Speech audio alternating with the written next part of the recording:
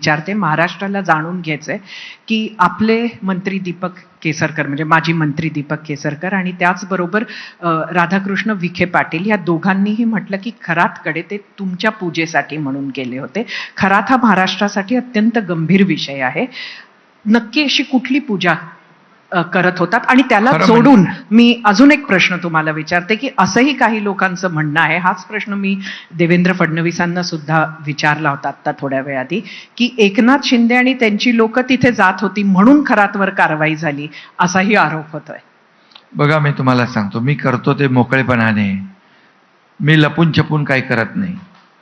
मी शिर्डीत गेलो होतो, माझ्यावर 2 मंत्री होते, श्रीकांतची आई होती, कार्यकर्त्यांनी सांगितले का मंदिरामध्ये दर्शनाला चला. आम्ही माझ्यावर मीडिया सगळे होते, दर्शन झालं. आता कोणाच्या कपाळावर काय लिहिलेलं आहे का आपण कॅरेक्टर सर्टिफिकेट मागतो कोणाकडे? आता काय करणार, त्यांनी एवढा चुकीचा माणूस आहे तो तर म्हणजे माणुसकीला काळीमा आहे, त्याच्यावर कठोर कारवाई करतेच आहे सरकार. त्यामुळे अशा वृत्तीला बिलकुल थारा देता कामा नये, ती भूमिका आमची नाही. आणि त्यामुळे मंदिरात जाणं हा गुन्हा नाही आहे. त्याच्या मागचं जे काय रामायण ते सगळं आपण पाहतोय आणि त्याला त्याची सजा होणार, कडक सजा होणार. महाराष्ट्रात तुम्ही वाढू नये असा कुठचा प्रयत्न तुम्हाला वाटतं का भाजपा करते? काय महाराष्ट्रात तुम्ही वाढू नये ह्याचा प्रयत्न कुठेतरी होतोय असं वाटतं? वाढू नये? हा, वाढू नये म्हणजे सातारा पाहते मी, जयकुमार गोरे पाहते, गणेश नाईक बघते. हे बघा, आम्ही महायुतीत काम करतोय आणि लोकसभा, विधानसभा झालेल्या स्थानिक स्वराज्य संस्थांमध्ये महायुती विजयी घोडदौड करते आहे. हे काय काही गोष्टी होत असतात, त्या नंतर दुरुस्त होतात. साताऱ्याची निवडणूक तुम्ही विसरलात की लक्षात ठेवली आहे? काय लक्षात ठेवायचं त्याच्यामध्ये? विसरलात? ज्यांनी ते काही लक्षात ठेवायचं नसतं, आपल्याला पुढे जायचं. तुम्ही लक्षात ठेवलं की नंतर खूप काही काही होतं म्हणून विचारते. नाही.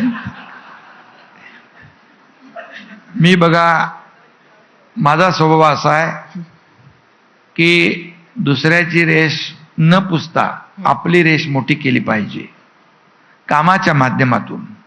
त्यामुळे मी या सगळ्या गोष्टीकडे जास्त लक्षात ठेवत नाही. मी पुढे चालत असतो. पॉझिटिव्ह आणि प्रॅक्टिकल काम, कन्स्ट्रक्टिव्ह काम करायचं असतं. एकनाथजी, आपल्याला वेळेची मर्यादा असल्यामुळे मला बरेच प्रश्न विचारायचे, पण अगदी शेवटाकडे येते रॅपिड फायर राऊंडला.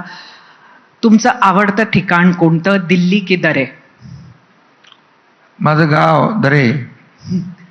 आनंद मिळतो आणि मी तिकडे गेलो इकडे सगळ्यांना प्रॉब्लेम होतो, पोटदुखी होते, त्रास होतो. त्याचंही मी आता तिकडे गेलो, मी सांगितलंय ते पोटदुखीवरचं एक झाड लावूया आपण तिकडे. तुमचे आवडते आमदार कोण आहे, संजय गायकवाड की दीपक केसरकर? नाही, सगळे आता ठीक आहे. संजयला मी त्या दिवशी दम दिलाय, समज दिलेले आहे. कोणतं प्रोजेक्ट पूर्ण करताना जास्त समाधान वाटलं, समृद्धी की मिसिंग लिंक? दोन्ही प्रकल्प गेम चेंजर आहेत, ज्याचा लोकांशी थेट संबंध आहे, ज्यामुळे लाखो लोकांना फायदा होणार आहे. ते प्रकल्प आवडीचे आहे. इतक्यात उद्धव ठाकरे भाजपच्या जवळ जात आहेत असं तुम्हाला वाटतंय का, होय की नाही? मला काय फरक पडतोय? म्हणजे जात आहेत? नाही, आता कोण कोणाच्या जवळ गेला तर त्याला घेतलं तर पाहिजे ना समोरच्या माणसानी. तुम्ही 2 मुख्यमंत्र्यांच्या कॅबिनेटमध्ये काम केलंय, तुम्ही स्वतः मुख्यमंत्री राहिलात. 10 पैकी देवेंद्र फडणवीस आणि उद्धव ठाकरे